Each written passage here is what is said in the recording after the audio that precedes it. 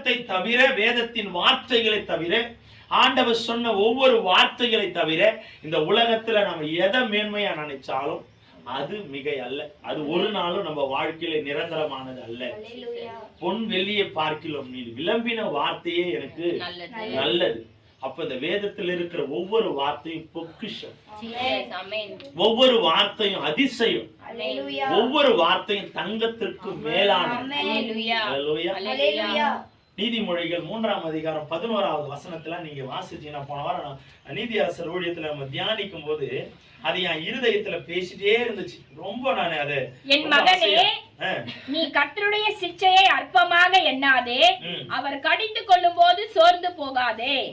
அடுத்தது, முத்துக்களை பார்க்கிலும் அது விலையேற பெற்றது கர்த்தருடைய வார்த்தை, ஞானம், அறிவு. முத்துக்களை பார்க்கிலும் நம்ம எவ்வளவு என்னமா சொல்றோம்?